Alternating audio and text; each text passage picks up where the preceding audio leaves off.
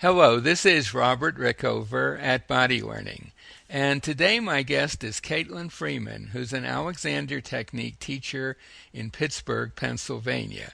Now, Caitlin works with a wide variety of students, but she's also a professional autism service provider. She works a lot with people who, children, teens, and adults on the autism spectrum. She's been a featured presenter at the Autism Society of America, and she also teaches at the Point Park University's Conservatory of Performing Arts in Pittsburgh.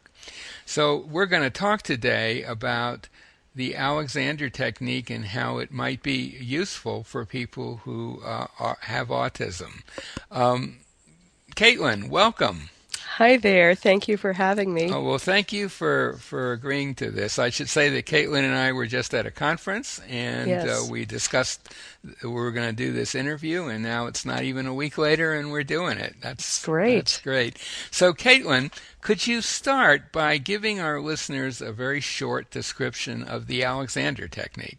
Sure. Well, as we know, there are many different types of descriptions of Alexander, but for my purposes, I have a short description that I like to use, which is the Alexander Technique is a method of regulating the nervous system and introducing conscious choice into our actions. And I guess the key word there is conscious choice, isn't it? Yes. It's all about empowering people to make changes in themselves. Absolutely. Now, some of our listeners will have had autism or know more about it, but for those listeners who don't, I think it might be good to give a definition of autism and maybe explain just very quickly what the idea of autism spectrum means. Sure.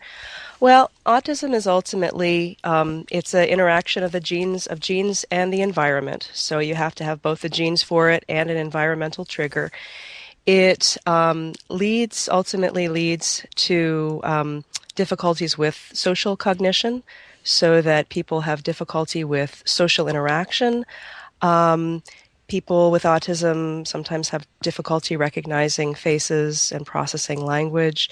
It also leads to a heightened stress response, which can cause depression and anxiety. Many people on the spectrum are just in a constant state of overwhelm and have little ability to regulate their stress. And there are sensory processing problems, sensory processing disorders that contribute to experiencing the world just more intensely than other people, because sight and sound and touch and smell are often physically painful. So that's kind of in a nutshell what autism is. The autism spectrum is it made a little bit more sense in previous editions of the DSM, the Diagnostic Statistical Manual. Right now, everything is just called autism spectrum disorder, but people may have heard the terms like Asperger's syndrome and pervasive developmental disorder, not otherwise specified. And those two conditions are now diagnosed just as autism spectrum condition, but it basically means that people have different expressions of autism. So you can have a little bit of autism or a lot of autism, and it really just means how much difficulty you'll have with social cognition, how much difficulty you'll have with processing speed delays, and how much difficulty you'll have with sensory processing issues, processing different sensory experiences. So I kind of liken it a little bit to, a cup of coffee. You have your cup of coffee, and then depending on how much milk you pour into it, you have different kind of gradations of coffee. Okay, that's a nice analogy, or I guess that's not a nice analogy. So I think it might be really interesting for our listeners, before we get into more generally how the technique can help Sure. autism, if you could just say a little bit about your own personal experience with the technique and with Sure. autism. Sure. So I have a former diagnosis of Asperger's syndrome, which is now classified as autism spectrum disorder. I received this diagnosis when I was in my 20s. I'm in my 30s now. And when I first started studying the Alexander technique, I started studying it because touch was excruciatingly painful. I was having a lot of difficulties with movement. I mean, your classic klutz, right? I bump into things, trip over things. And I just didn't know where my body was in space, and I didn't really know how to interact with people. And a friend of the family, who is a long time Alexander Technique teacher, suggested, hey, why don't you give Alexander Technique a try? So I started taking lessons, and they were immensely beneficial. I can't even describe. It was like every single lesson, I would have light bulbs just going off and I would be realizing new things, and touch started becoming less painful, and I was able to interact with people and look at people, and it was this incredible experience. And about that time I started researching different types of sensory processing, and I came upon the term Asperger's syndrome, and it just seemed to describe my experience. And I eventually went to a psychologist. Actually, I've been to several different psychologists and I've gotten various different the same diagnosis from different people of Asperger's syndrome. And I realized that this was so incredibly life changing for me. Hmm. I thought, well, why don't I start working with other folks who have autism, are on the spectrum? And that was kind of the initial idea when I started teaching about 6 years ago. So, and then I've been doing that ever since. And as I've been having my journey, learning how to manage the kind of more negative aspects of my nervous system, I've been helping my students do that as well. Hmm. So so could you maybe speak a little more generally then of Hmm. how someone who's listening who's say on the autism spectrum, Hmm. what does the Alexander technique offer that other things they might have tried don't? I think that the thing that Alexander Technique has to offer more than probably any other therapy, obviously Alexander Technique isn't a therapy, but most of what people on the spectrum encounter are therapies. Hmm. And one thing that Alexander Technique has to offer is that it gets in between the person's response to a difficult sensory stimulus, say, and their reaction to that response. So, for instance, um, I may have something brush against my arm, and if I'm not um, breathing and calming myself and doing all of my good Alexander technique work, that experience might be painful, or it might feel kind of like an electrical burning sensation on my skin. And so I have the choice to either react to that stimulus or to get in between that experience and my reaction.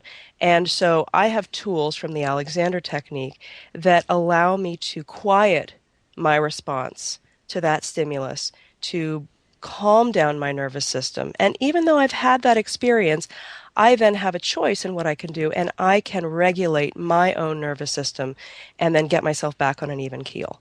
So I would say that that's probably the number one benefit. If I had to kind of isolate one, there are many. So that space between a stimulus and reaction Right. is something that a lot of people have to deal with who don't have autism, and it is Exactly. something that the technique is I think justifiably known for helping. Yes. But it sounds to me from your that in fact that very description you just gave, someone Hmm. brushes your arm Hmm. and it feels like an electric shock. Hmm. It sounds like the people with autism just get a lot more of those Yes. situations, and not just more, but maybe ones that, correct me if I'm wrong, but ones that people who don't have autism would find very difficult to understand Right. and, What and empathize with. Would that is that exactly? fair? Oh yes. And Uh, the way that I describe it is it's a it's a slightly funny analogy if you'll pardon me, but imagine that you have the worst hangover you've ever had in your life and you go to an amusement park and you're riding on the rides and going into the fun house and looking in the mirror and you've got a headache and everything is disorienting and you're dizzy and you don't know really what's up and down. And that's the experience that you get just walking out of your front door and hearing the cars go by on your street. Even without somebody brushing your arm, just being Exactly. out in the world. Just being Hmm. literally being in the world, and depending on the level of the person's autism, that experience can be more or less. But it really is important to understand autism as a sensory processing issue and not as like a psychological issue. You know, Hmm. people with autism, it was thought for many years that people with autism had psychological problems, that it was a problem with the way that they were raised. It has nothing to do with that. It really is just that their nervous systems are on hyper alert all the time, and Hmm. that their nervous system gets jangled by even the slightest little change. So, for instance, I had a student in one of my lessons. I have a refrigerator that's outside of, well, it was outside of my door in one of my old teaching studios, and it was just creating a little bit of a hum. And he said, "I can't focus because that refrigerator is too loud."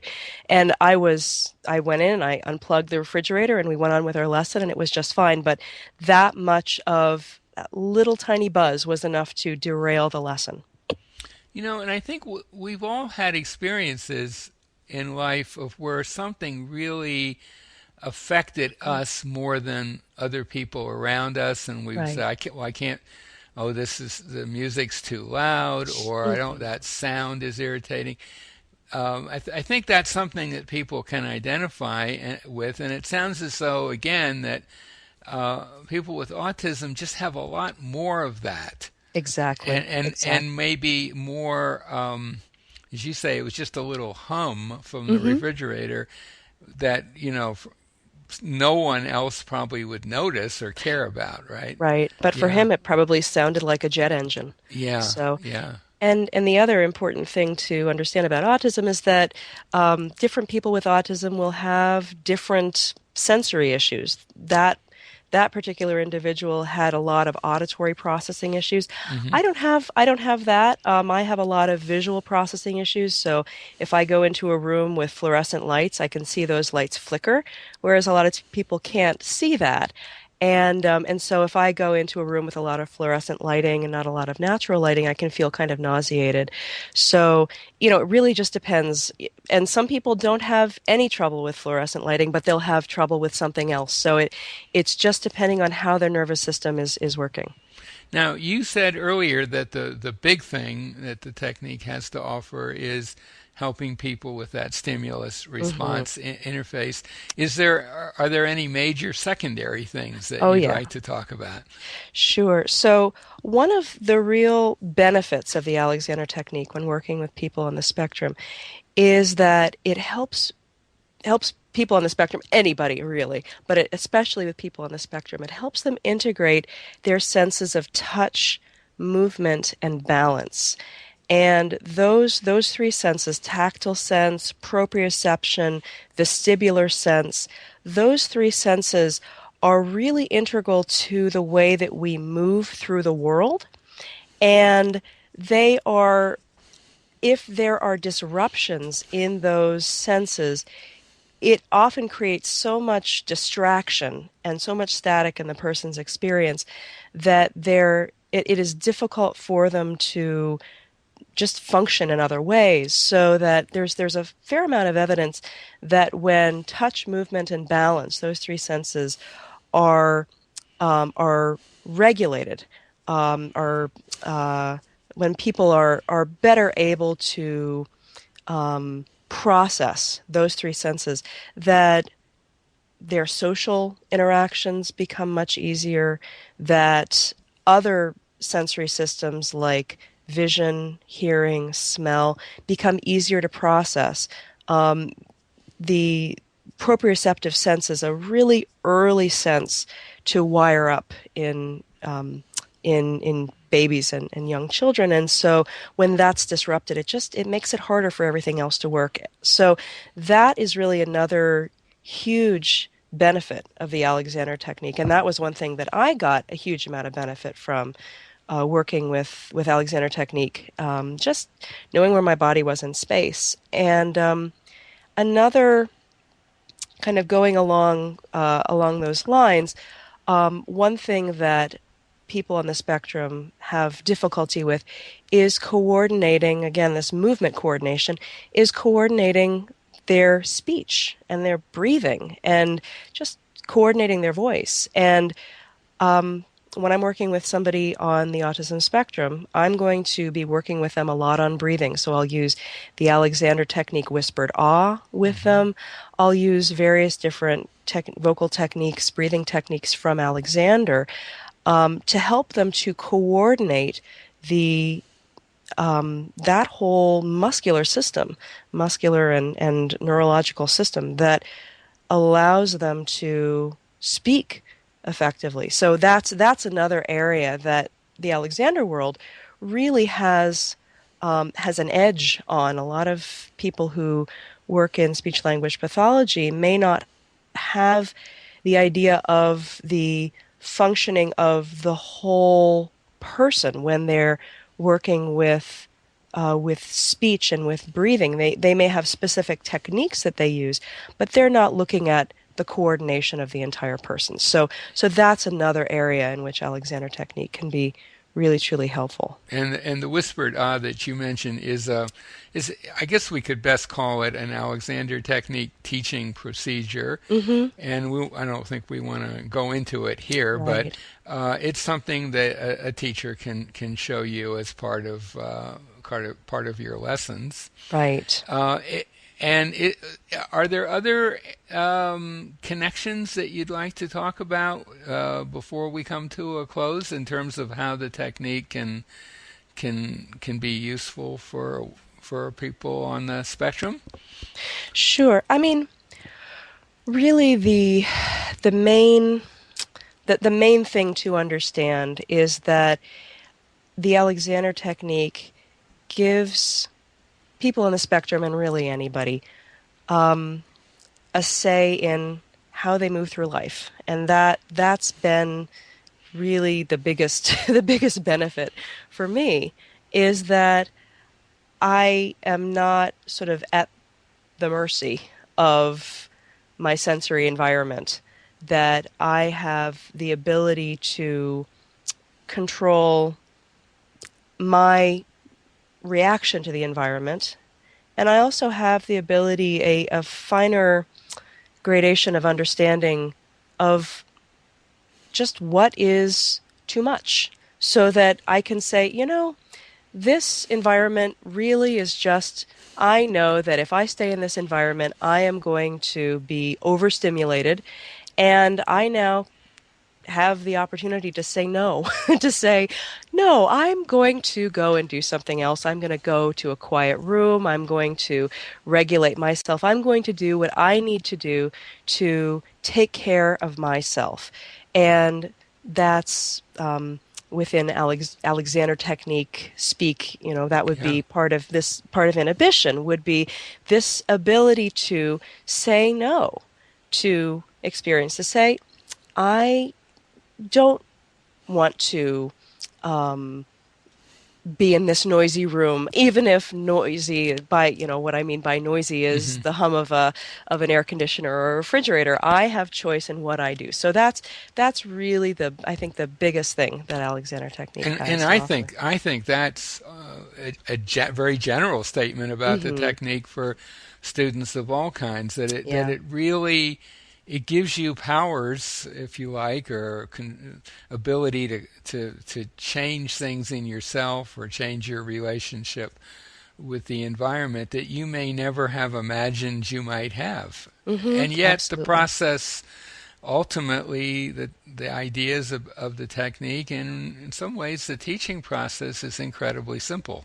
Hmm. It's not a complicated thing, and it has real world immediately, almost immediately for most people, observable consequences. So Yeah. yeah. Well, Yeah. I think that's a great place for us to bring our Great. conversation to a close.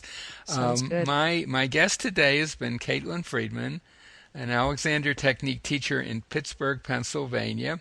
And if anything that we've talked about has intrigued you and you live anywhere near Pittsburgh, we'll put a link to her site by the her website by the interview. I'll also put a link to a website that gives you more information about the technique, more general information, and would enable you to find a teacher anywhere in the world. Caitlin, thank you so much for this. Thank you, Robert. I really appreciate it. This has been lovely.